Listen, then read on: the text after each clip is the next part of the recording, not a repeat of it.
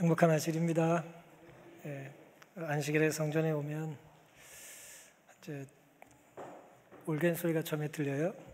그리고 순서가 진행되고 오케스트라의 또 연주가 들리고 또 이제 찬양대 특창이 들리잖아요.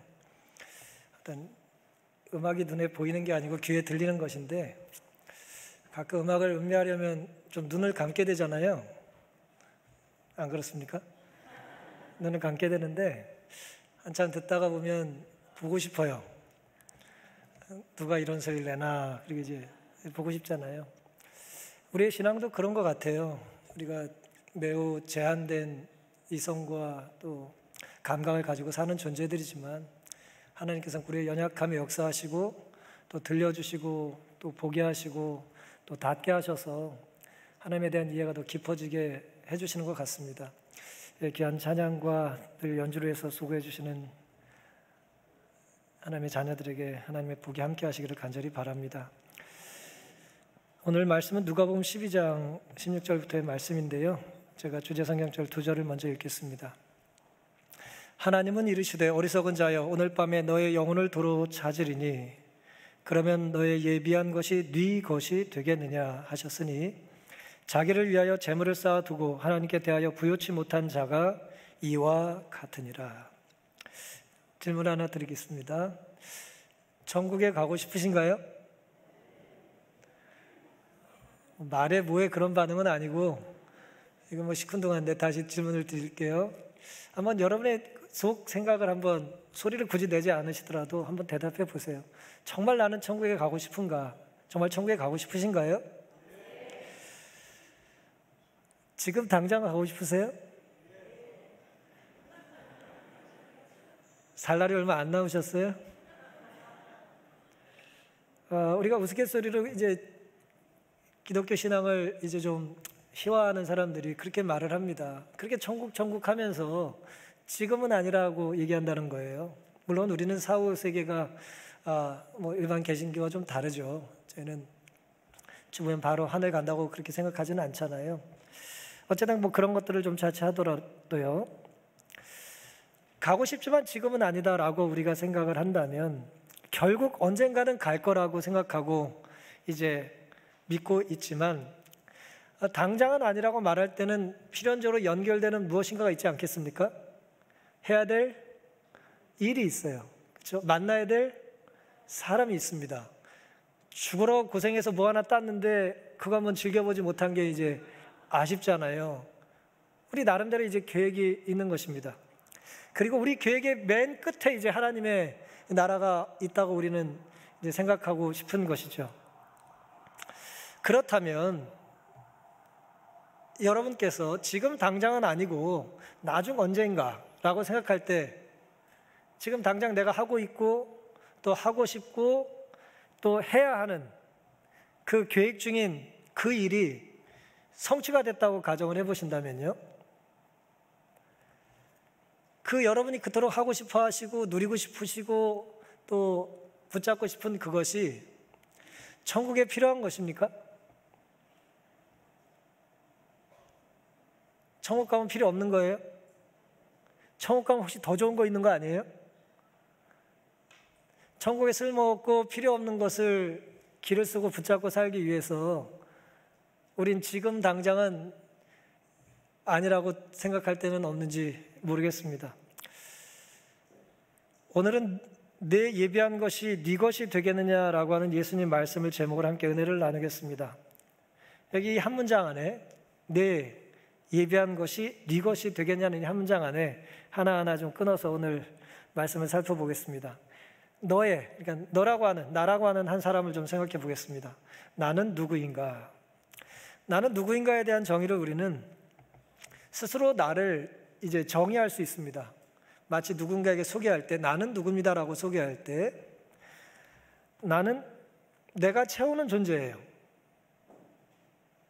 내가 원하는 걸 채우는 존재가 나예요. 내가 내 속에 집어넣기를 원하는 걸 보면 나는 그런 사람인 것입니다. 자꾸 채우다 보니까 나에게 제일 많아지는 그것이 나예요. 누가복음 12장 16절에는 또 비유로 저에게 일러 가라사대 한 부자가 그 밭에 소출이 풍성하다 그랬습니다. 흥미롭게도 이 사람은 이름이 기록되어 있질 않아요. 이름이 없어요. 그저 이 사람의 경제력만 있습니다. 뭐래요? 부자랍니다. 부자란 말 한번 들어보고 싶지 않으세요? 부자래. 그런 말 들어보고 싶지 않으세요? 아니, 그런 말 듣는 건 중요한 게 사실은 아니죠. 부자여야 아주 중요한 거죠. 예. 뭐 가격표를 보든 안 보든 신경 쓰지 않고 뭐 물건 한번 사보고 싶지 않으십니까?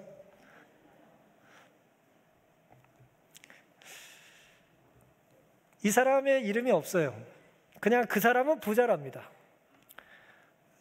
이걸 어떻게 이해하면 좋을까요? 소개할 게 뭐밖에 없어요? 돈밖에 없어요.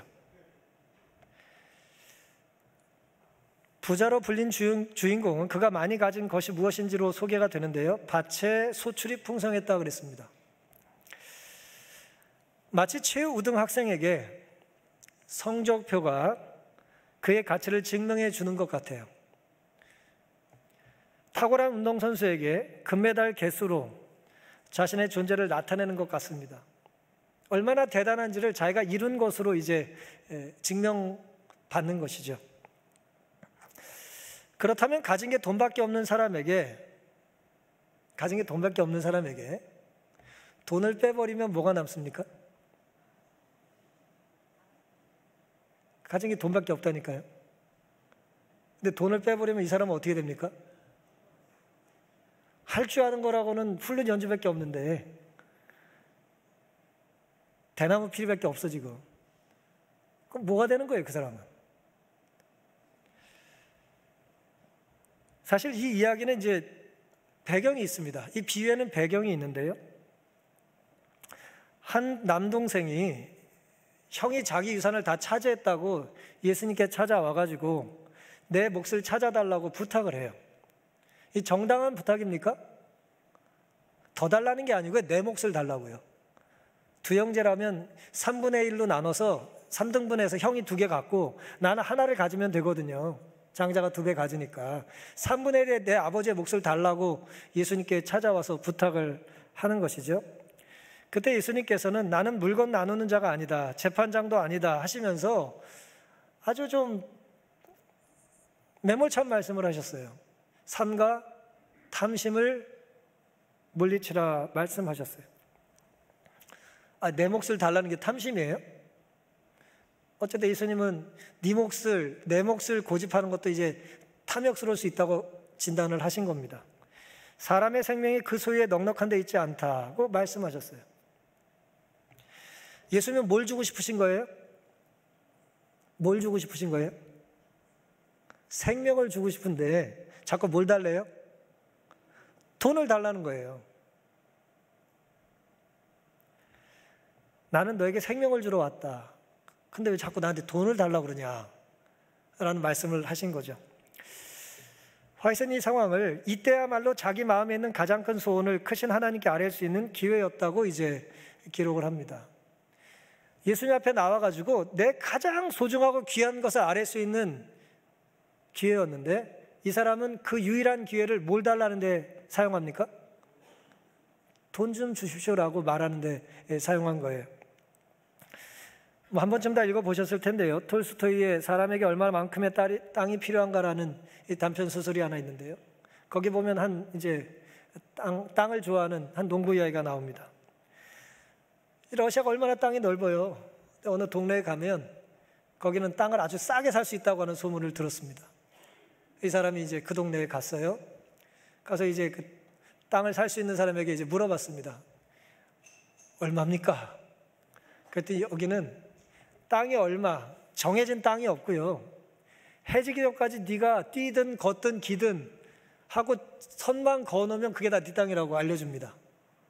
그게 이제 1,000루블이면 살 수 있다는 거예요. 1,000루블만 내면 네가 하루 동안 네 영역 표시라는 땅이 다 네 거라는 거예요. 좋아요? 그래서 제가 이 1,000루블이 얼마인지 또 요즘 챗 GPT인가에서 한번 찾아봤잖아요. 19세기 중후반에 이게 어느 정도 되는지 뭐 학자들이 뭐 이런저런 답을 다 했는데 뭐 잘은 모르겠어요. 뭐 대학교 1년 등록금이 300루블이라고 써놓은 자료도 있었고요. 가죽옷 한 벌이 10에서 20불 정도 된다 뭐 그렇게 써놓은 자료도 있고, 어쨌든 뭐 정확한 건 아닙니다만 일반적인 데이터들이 몇 개 나오더라고요. 뭐 요즘 말로 1,000만 원이든 혹은 한 3,000쯤 되든 뭐 어쨌든 적은 돈은 아니지만 하루 정도 내가 돌아다니면서 원하는 땅을 다 갖기에는 턱없이 싼 거죠. 제가 하루 종일 뭐 걷고 뛰고 하면은 막 50km를 만약에 다닌다고 하면 또 죽으라고 뛰면 100km도 달지 모르겠어요. 이 별내가 다 제 거예요. 예. 얼마든지 예. 좀 체력이 좋으면 저기 구리까지도 예. 상상만 해도 좋죠. 이 사람 어떻게 됐습니까? 해지기 전까지 돌아와야 된다는 말을 듣고 밥도 제대로 안 먹고 사판자로 들고 영역 표시하고 돌아와서 보니까 뭐예요? 해가 떨어지기 바로 직전에 들어와서 뻗습니다. 죽어요. 이 사람을 묻기 위해서 돌스턴이 이렇게 기록합니다. 6척 구덩이에 땅을 팠다 그랬어요. 180cm만 땅을 파면 이 사람을 묻을 수 있는 거예요. 근데 그 넓은 땅을 차지하겠다고 애를 썼다는 거죠. 빌립보서 2장 5절에는 너희 안에 이 마음을 품으라 곧 그리스도 예수의 마음이라 말씀하셨어요. 사랑하는 성도 여러분, 우리는 무엇을 나의 정체성으로 삼습니까? 남들이 나를 어떻게 보는 것뿐만 아니라 나는 나를 어떻게 규정하고 설명하고 정의하고 내 정체를 말하기를 좋아합니까? 나는 누굽니까? 무엇을 확장하고 쌓고 채우기를 원합니까? 탐욕의 대상이 물질뿐일까요? 나는 그런 탐욕은 없어. 대신 뭐가 있을까요? 명예욕은 없을까요? 권력에 대한 욕망은 어떻습니까? 성공에 대해서는 어때요? 제가 신학 공부를 하고 이렇게 목회를 하고 목회자로 살다 보니까요, 굳이 이름을 붙이자면 영성이라고 하는 인정을 받으려고 하는 것도 음흉스러운 탐욕이 될 수 있습니다. 이 사람 영적이야 이렇게. 그 사람 굉장히 겸손해. 그것도 뭐가 된다고요? 교묘한 탐욕의 대상이 되는 거죠. 뭐든지 다 탐욕의 대상이 됩니다. 두려운 일입니다. 내가 그것을 붙잡기 위해 만약에 주님을 놓쳤다면 그것이 무엇이든지 그것은 나에게 우상이에요. 우상입니다. 교회 안에는 우상이 없을까요? 우상을 타파하겠다는 열심을 가지고 열심히 경쟁하면서도 또 다른 우상을 만들 수도 있어요. 우리의 속사람을 그 어떤 우상이 아니라 주님만으로 채울 수 있는 우리의 삶이 되기를 다짐하는 이 시간 되기를 간절히 바랍니다. 두 번째 이 부자의 교훈은 나는 어떤 생각을 하고 사느냐라고 하는 거예요. 내가 하는 생각은 필경 우리의 생각을 구체하기 위하여 계획을 세우고 실천에 옮길 노력을 하게 돼 있어요. 생각이 먼저예요. 생각을 하면 무엇인가를 하게 돼 있습니다. 17절부터 읽습니다. 신중에 생각하여 가로되 내가 곡식 쌓아둘 곳이 없으니 어찌할꼬 하고 또 가로되 내가 이렇게 하리라 내 곡간을 헐고 더 크게 짓고 내 모든 곡식과 물건을 거기 쌓아두리라. 또 내가 내 영혼에게 이르되 영혼아, 너무 돈이 많아가지고 자기 자신이랑 대화를 하고 있어요. 영혼아, 여러 해 쓸 물건을 많이 쌓아두었으니 평안히 쉬고 먹고 마시고 즐거워하자 하리라 하되. 이 사람 이름이 영혼이 아니에요. 부자의 존재 가치가 물질에 있었고 그의 존재의 이유가 물질을 늘리는 데 있었다면 쌓을 것에 비해 창고가 너무 적은 거예요. 예. 나는 엄청 예쁜 사람인데 옷이 안 받쳐주는 거죠 지금. 자꾸 옷을 사야 되는 거예요. 더 큰 창고가 필요해요. 어떻게 하면 좋을까요? 그의 꿈은 어제보다 더 부자가 되는 것이었습니다. 당연히 헌집을 부수고 뭐 해야 됩니까? 새 집을 지어야죠. 여러 해 쓸 물건을 넉넉히 쌓을 공간을 확장하기 전까지는 쉴 수가 없어요. 쉼이 없어요. 흔히 말하는 공간의 문명을 위해서 시간이라고 하는 생명을 바치고 있는 거예요. 생명을 바쳐서 공간을 늘리고 있는 거죠. 참 안타깝고 불쌍한 일입니다.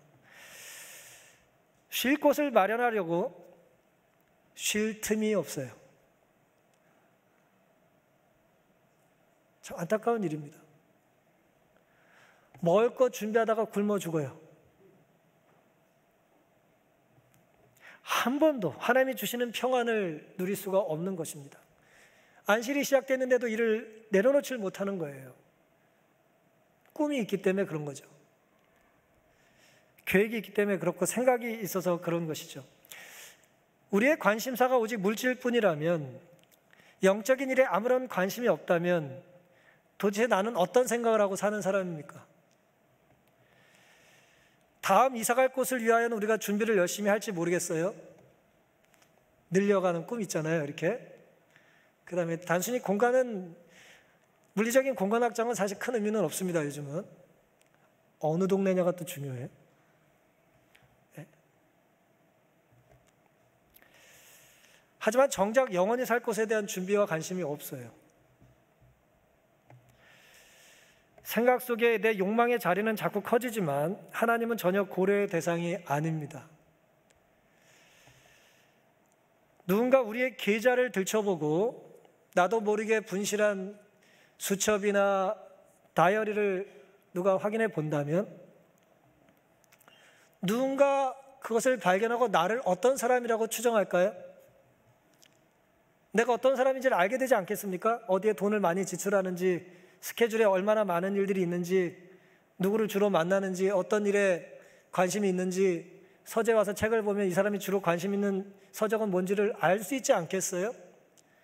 요즘은 책을 잘 보지 않는 세대니까 유튜브나 인터넷이나 챗 GPT 히스토리를 보면은 내 관심사가 뭔지를 알 수 있지 않겠습니까?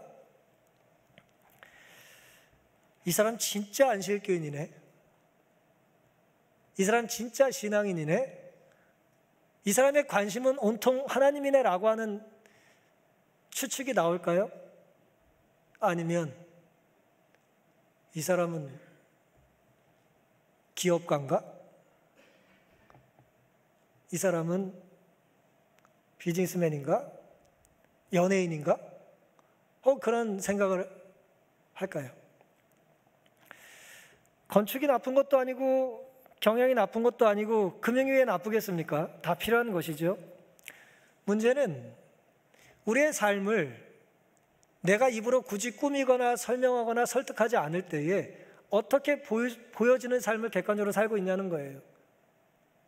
영적인 삶은 물론 보이지 않습니다만은 우리가 자주 보내는 시간과 공간과 만나고 읽는 것들은, 접하는 것들은 결국 나를 형성하지 않겠습니까? 맨날 야구장에서 시간 보내면서 자기는 축구 선수라고 말하면 정신이 나간 사람 아니겠어요? 내 서재를 보면서 사람들은 내 직업을 뭐라고 추측할까? 책이 없다면 이 사람은 책과는 상관없는 사람이구나 라고 하지 않겠습니까? 제 서재에 농업 관련 책만 많으면 제가 농부지 목사입니까? 그렇잖아요. 오늘 우리가 보내는 대부분의 시간과 우리가 읽는 대부분의 정보는 나의 관심사를 보여주는 거예요. 그리스도께서는 이 어리석은 부자의 비유로서 이 세상의 것을 자기가 소유할 전부로 삼는 자의 어리석음을 보여주셨다. 이 부자는 모든 것을 하나님께로부터 받았다. 그의 곳간이 가득 차 있었으므로 그의 거둬들인 여분의 곡식을 쌓아둘 곳이 없었다. 그러나 그는 자기가 받은 모든 축복의 근원이 되시는 누구를 생각하지 않았어요? 하나님을 생각할 틈이 없었습니다. 하나님을 생각하지 않았어요. 오스 기니스라고 제가 좋아하는 학자가 한 분 있는데, 이분이 오늘을 사는 이유라는 책에서 이런 말씀을 했습니다. 자유가 당신이 좋아하는 일을 하게 하는 허락이 아니라는 거예요. 우리에게 자유를 주시면, 하나님이 우리에게 자유를 주신 이유는 우리가 원하는 걸 마음대로 해도 된다는 허락이 아니라는 거예요. 당신이 마땅히 해야 할 일을 할 능력이라는 것입니다. 하나님이 오늘 우리에게 자유를 주셨어요. 예배는 혹은 사랑은 하지 않아도 되기 위하여 우리의 자유를 활용하라고 주신 것이 아니라 제대로 예배드리고 제대로 사랑하라고 했던 하나님의 뭐라고요? 능력의 통로라는 것입니다. 오늘을 붙잡는 것은 단순한 선택의 문제 그 이상이다. 오늘 안식일을 굽해서 우리가 예배 드리는 것은요, 단순히 이곳에서 몇 시간을 보내는 것, 그 물리적인 카운터 이상이라는 것입니다. 그것 이상이에요. 항상 하나님과 연관된 것은 우리의 생각보다 훨씬 크고 멀고 깊은 거예요. 영속적인 것입니다. 사랑하는 성도 여러분, 하나님께서 우리에게 주신 가장 큰 선물은 전 자유라고 생각합니다. 자유의지. 하나님의 형상대로 지음받은 인간에게 주신 하나님의 가장 큰 선물은 전 자유라고 늘 생각을 하는데요, 자유가 없는 사랑, 자유가 없는 구원이 존재한다면 그 사랑과 구원은 얼마나 고통스럽겠어요. 우리가 처음에 천국에 가고 싶다고 우리가 고백하지 않았습니까? 근데 천국에 갔는데 뭐가 없어요? 자유가 만약에 없다면 천국은 엄청나게 큰 감옥이 되는 거예요. 자유가 없는데 무슨 천국이 있어요. 내가 하고 싶은 걸 마음대로 하는 그런 수준 낮은 차원의 자유가 아니라 내가 정말 해야 할 것을 할 수 있는 능력의 관점의 자유 말씀드리는 것입니다. 형제들아, 너희가 자유를 위하여 부르심을 입었으다. 그러나 그 자유를 육체의 기회를 삼지 말고 오직 사랑으로 서로 뭐하라고요? 종노릇하라. 제가 이 성경 좀 조회해서 자주 말씀드렸을 거예요. 하나님은 우리에게 자유를 주셔서 서로 사랑하며 섬기며 종노릇을 하게 하십니다. 하지만 본문의 부자는 남을 섬기는 데 관심이 없었고 자기 재산 증식에만 관심이 많았죠. 우리 역시 뭔가 더 늘리기 위해서 애를 쓰고 삽니다. 내가 거듭 채우려는 그것이 무엇일까요? 혹은 무엇이 되어야 할까요? 그 늘어남 속에 주님도 늘어나고 계십니까? 우리의 삶에, 우리의 생활에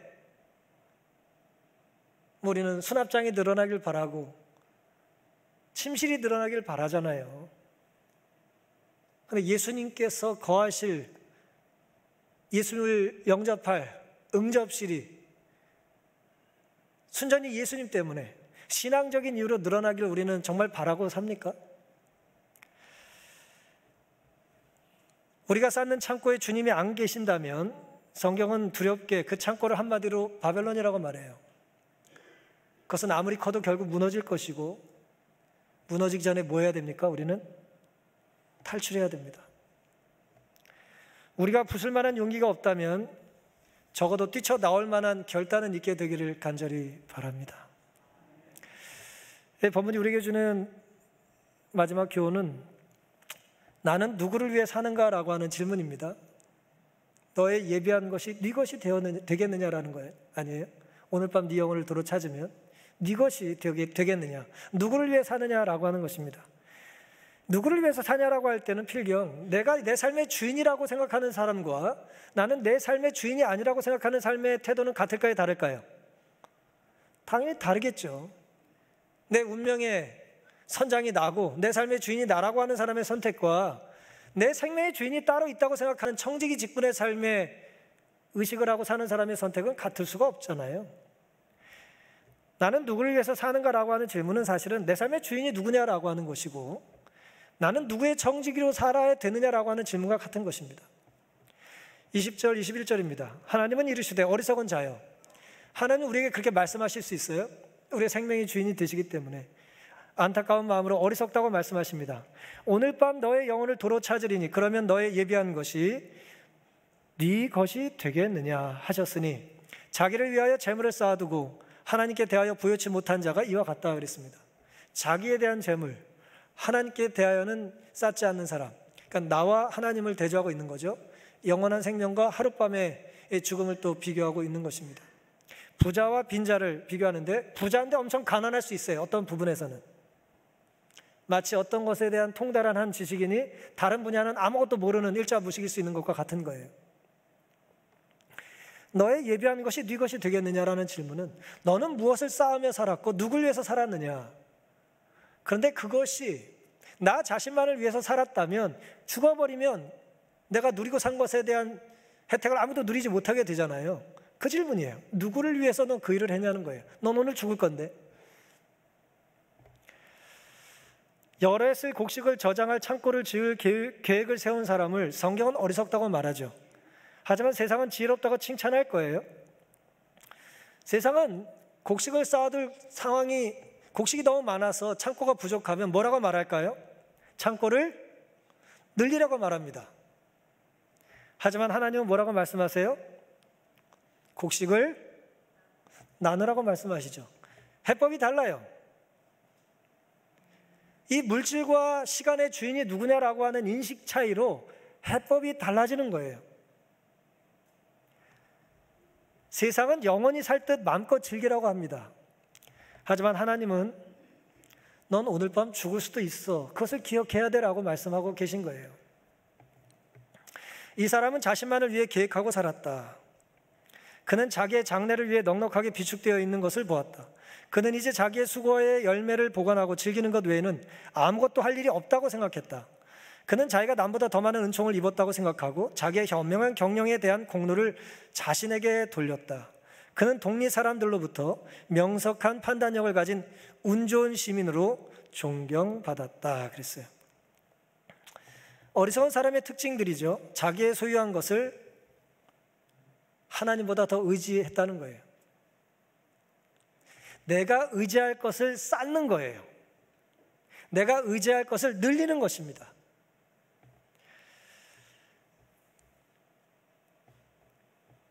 그렇다면 어리석은 부자라고 하는 것만 존재할까요? 성경에 어리석은 부자라고 표현하니까 부자가 어리석다고 생각하는데 실제 그렇지 않잖아요. 사실 부자들은 대부분 지혜롭습니다. 이 바보 같은데 돈 많이 번 사람은 거의 없어요. 그러니까 이 명제는 부자는 어리석다는 게 아니에요. 이 돈 많은 부자가 어리석었다는 거예요. 그 사람이 그렇다는 거예요. 이건 일반화시킬 수 있는 말은 아닌 것이죠. 여기서 우리가 생각해 봐야 되는 건 어리석은 학자는 없습니까? 어리석은 학자는 없을까요? 어리석은 목사 없습니까? 반응이 굉장히 커집니다. 어리석은 정치인 없습니까? 어리석은 1등 없을까요?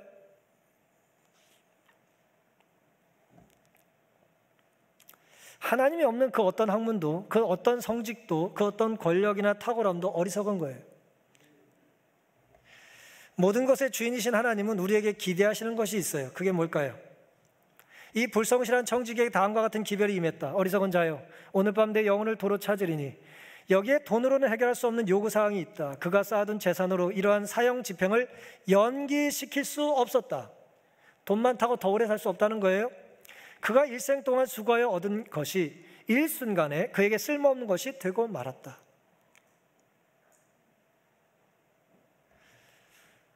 어느 한 사람 예외 없이 우리는 모두 하나님 앞에 우리의 삶을 결산할 마지막 하루가 올 거예요.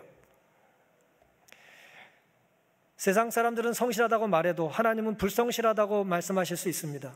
가장 큰 건물의 주인으로 떵떵거리며 살았어도 하나님은 한 평도 비집고 들어갈 수 없을 만큼 하나님과 상관없이 산 어리석은 사람이 왜 없겠습니까?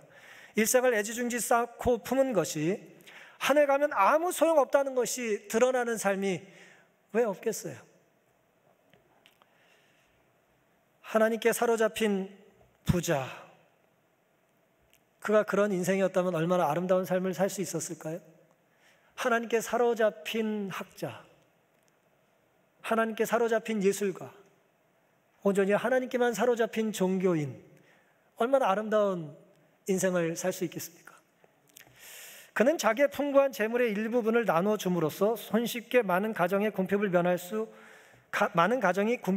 있게 하고 많은 사람들 마음에 기쁨이 넘치게 하고 양식과 옷을 구하는 많은 기도가 응답되도록 하고 수많은 찬양의 멜로디가 하늘로 올라가게 할 수 있었다. 주께서는 궁핍한 자의 기도를 들으시고 그들을 위해 온갖 좋은 것을 준비하셨다. 주께서는 이 부자에게 축복을 주심으로써 궁핍한 많은 사람들을 위해 풍성하게 준비하셨다 그랬습니다. 말씀이 긴데 정리하면 단순해요. 부자가 하나님 뜻대로 살면요, 누군가의 기도가 응답받는 축복의 통로가 된다는 말씀이에요. 아픈 사람이 하나님께 기도를 드려요. 하나님, 병원비가 없습니다. 학생이 기도를 해요. 등록금이 없습니다. 하나님께 기도를 드렸는데 부자가 회개하면 그 기도가 응답받는다는 거예요. 축복의 통로가 되는 거예요. 축복을 가로막는 골칫덩어리가 아니라 축복이 흘러넘칠 수 있는 통로로 산다는 거예요. 온갖 기도, 온갖 좋은 것, 온갖 축복을 그는 하나님의 이름으로 나눌 수 있는 특권을 갖는 것입니다. 우리에게 베푸신 하늘의 선물이 하나님의 계획과 일치된 삶을 살 수 있기를 간절히 바랍니다. 우리가 받은 은혜는 누군가의 기도를 응답하시는 하나님의 계획의 일부가 되어야 가치가 있는 거예요. 쌓아두고 먹지도 않고 쌓아두다가 이사 갈 때 쓰레기통에 버리는 안 먹는 음식 같은 것이 돼서는 안 되는 거죠. 진 웹스터라고 하는 작가가 쓴 기다려 아저씨라는 책을 한 번쯤은 다 읽어보셨을 텐데요. 이 주디라고 하는 이제 고아 소녀 이야기가 나옵니다. 이제 고아원에서 어렸을 때도 살았어요. 부모가 누군지도 모르고. 근데 사실은 나이를 먹어서 이제 나가야 되는데 나갈 데가 없으니까 천덕꾸리처럼 이제 미움받고 살던 아이였어요. 근데 한 가지 재주가 있었습니다. 글을 잘 썼어요. 근데 그의 글을 어느 날 그 고아원을 후원하는 한 사람이 이제 듣고 읽게 돼서 늘 남자들만 도와주던 이 재력가 한 사람이 처음으로 이 여학생을 주디를 대학에 보내주겠다고 이제 이야기를 합니다. 생활비도 대주고요, 용돈도 주고 등록금도 다 대주겠다는 거예요. 얼마나 좋겠습니까? 근데 나의 모든 삶을 책임져 주겠다고 하는 그 사람에 대하여 아는 것이라고는 잠깐 고아원에서 왔다가 고아원에 들렸다가 나가는 뒷모습 본 것밖에 없어요. 근데 그 사람 키가 커요. 저는 아닙니다. 키가 아주 큰 사람이 가는 거예요. 근데 알고 보니까 그 사람이야. 근데 그 사람이 요구하는 거는 많지가 않았어요. 그냥 한 달에 한 번 나에게 네 대학생활에서 일어난 일들을 편지로 보내달라는 거였습니다. 그리고 네가 글을 잘 쓰니까 작가가 한번 돼보라고 이제 격려한 게 전부 다였어요. 4년 동안 계속 편지를 씁니다. 답장을 받지도 못하지만 계속 편지를 써요. 이름도 모르고 성도 모르고 그냥 뉴욕 사는 부자 아저씨라는 것밖에 몰라요. 키 큰. 근데 이제 나이가 나이인지라 접이라고 하는 아주 부잣집 도련님을 좋아하게 됐어요. 이 주디가 방언의 삼촌인데 어쩌다 보니 이렇게 좋아졌어요. 좋은 추억을 보내고 등산도 하고 캠프도 하고 밥도 해서 얻어먹고 정말 너무 상류층에 너무 잘난 사람인데 너무 친절하고 정말 사회주의자였다고 기록되어 있거든요. 아주 공평하게 자신의 신분과 이 여자의 신분을 초월해서 이 주인공을 예뻐해 줬어요. 사랑하게 됐죠. 근데 놀랍게도 4년이 지나서 이 기다리 아저씨한테 이제 자주 편지를 보내는데 자기의 고민을 이렇게 편지로 보냅니다. 전 그가 그립고 또 그리워요. 온 세상이 텅 빈 것 같이 마음이 아파요. 그분이 곁에 없으니 이제 주인공이 좋아하는 남자가 없으니 아름다운 달빛도 원망스러워요. 그런데도 전 그분의 청혼을 거절했어요. 그 잘난 도령이 자기를 좋다고 청혼을 했는데 거절했다는 거예요. 저는 이유를 말하지 않았어요. 제가 그분을 떠나보낸 건 사랑하지 않아서가 아니라 너무나도 사랑했기 때문이었어요. 그분이 언젠가 저와의 결혼을 후회하게 될까 봐 겁이 났어요. 그건 도저히 견딜 수 없는 일이니까요. 저 같은 과거를 가진 사람이 고아 출신의 자기에 대해서 아무것도 자기도 모르는 저 같은 사람이 부끄러운 과거를 가진 사람이 그런 가문의 사람과 결혼한다는 게 옳은 일 같지가 않았어요. 고아원 이야기는 그분에게 한 번도 한 적이 없었고 제가 누군지 모른다는 사실을 설명하기도 싫었어요. 부모가 없으니까 내가 누군지 모르는 거예요. 내 이름도 모르고 출신도 모르고 아무것도 모르는 거예요. 미국 사람은 또 혈통도 모르잖아요. 어디서 왔는지 몰라요. 정말 유럽의 어느 나라에서 왔는지 알 길이 없는 거예요. 내가 나를 모르는데 어떻게 내가 고아 출신한 얘기를 하고 또 그 멋진 남자 앞에서 자기의 과거를 이야기할 수 있냐는 거예요. 제가 어떻게 하는 게 좋을까요? 라고 이제 키다리 아저씨한테 상담하는 편지를 보냈어요. 근데 놀랍게도 며칠이 지나지 않아서 키다리 아저씨가 맨날 얼굴 보여달라, 졸업식에 좀 와달라, 뭐 이름이라도 알려달라 해도 거절하던 양반이 만나겠다고 우리 집에 오라고 하는 편지가 왔어요. 4년 만에. 보여주겠다는 거예요. 내가 네 상담을 들었고 보여주겠다, 내 얼굴을. 근데 사실 계속 아팠다 그랬거든요. 키다리 아저씨가 계속 아프다는 얘기를 들었었는데, 어쨌든 그렇게 하고 이제 처음으로 뉴욕에는 자기를 4년 동안 정말 등록금을 대주고 아버지처럼 존경했던 그 키다리 아저씨를 만나러 갑니다. 그리고 만나고 이제 돌아와서 또 쓴 마지막 편지의 내용입니다. 새벽에 룩 윌로우를 떠났던 여자아이는, 자기가 머물던 농장이에요. 떠났던 여자아이는 그날 밤 완전히 다른 사람이 되어 돌아왔답니다. 여러 날 병들어 고생했다는 키다리 아저씨는 등에 베개를 받치고 무릎 담요를 덮은 채 큰 의자에 앉아 있었는데 약간 비틀거리며 의자 등받이에 몸을 기대고 말없이 저를 쳐다봤죠. 처음 4년 만에 만나는 장면에 대한 묘사입니다. 그런데 그는 바로 저비, 당신이었어요. 이 주인공이 좋아하던 남자요. 하지만 그때까지 전 상황을 제대로 파악하지 못했답니다. 아저씨가 절 깜짝 놀라게 하려고 당신 저비를 데려온 줄 알았거든요. 이윽고 당신이 웃으며 손을 내밀고 이렇게 말했어요. 주디, 내가 키다리 아저씨라는 걸 정말 몰랐어? 순간 정신이 번쩍 들더군요. 세상에 이렇게 멍청할 수가. 사소한 단서들이 얼마나 많았는데. 몇 년 동안 연애하면서 그가 정말 좋아했던 접이라고 하는 이 멋진 이 신사, 이 도령이 사실은 키다리 아저씨라는 것을 그때 알게 된 거예요. 사랑하는 성도 여러분, 고아 출신인 것이 부끄러워서 그것을 숨기려고 내가 정말 좋아하는 남자의 청혼을 거절하는데요. 정작 청혼한 당사자, 이 키다리 아저씨이자 저비는 모든 것을 알아요, 몰라요? 다 알고 있잖아요.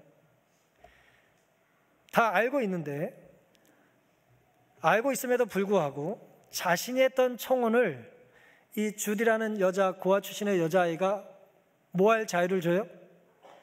거절할 수 있는 자유를 줘요. 수락할 수도 있고 거절할 수 있는 자유를 주는 것입니다. 반면 오늘 본문의 부자는 어떻습니까? 이 사람이 어리석은 이유는 가난한 자들에게 하나님의 선물을 받을 기회조차 뭐 하지 않았어요? 제공하진 않았어요. 준다고 모두가 받지는 않죠. 하지만 준 적이 없는데 어떻게 받겠습니까? 준 적이 없는데 어떻게 받지 않겠다고 하는 거절 의사를 밝힐 수 있겠어요? 강제로 다 해버리는데, 혹은 하지를 않는데, 억지로 하게 되는데 어떻게 자유가 있을 수 있겠냐 말이에요. 자기 재물을 늘리고 참고 쌓는 삶에는 키다리 아저씨는 존재할 수 없습니다. 가진 것이 무엇이든 하나님의 손에 들려서 하나님이 사용하실 축복의 통로가 되는 삶을 살아야 하지 않겠습니까? 지금 우리가 꼭 붙들고 의지하고 쌓고 확장하는 것이 정말 우리 영혼의 무게를 감당할 수 있을까요? 우리의 죄 문제가 해결될까요? 더 부자가 되고 더 좋은 차를 탄다고 해결이 될까요? 그렇지 않습니다. 그러니까 부자가 될 필요가 없고 좋은 차를 살 필요가 없다는 말씀이 아니에요. 영혼의 이 죄의 문제는 하나님만 해결해 줄 수 있는 문제고, 우리는 그 문제를 고민하고 씨름하면서 여전히 우리에게 주어진 재능을 통하여 마음껏 돈도 벌고 공부도 열심히 하고 최선을 다해 살아야 되는 것이죠. 그리고 그 결과가 부자라면 우리는 그 축복을 누구한테 다시 돌려드려요? 하나님의 뜻대로 가난한 사람, 병든 사람을 위해서 내가 받고 누렸던, 나에게 은혜와 자비를 베풀었던 키다리 아저씨 같은 삶을 우리도 살아야 되는 것입니다. 큰 사람이 하나도 없고 맨날 도토리 같은 사람들끼리만 살아가지고 말이에요. 뭘 대단히 도움을 나눌 수 있겠냐 말이에요. 비슷해 그냥 다. 오늘 우리에게도 하나님은 큰 사람이 될 수 있는 기회를 주시지 않았어요?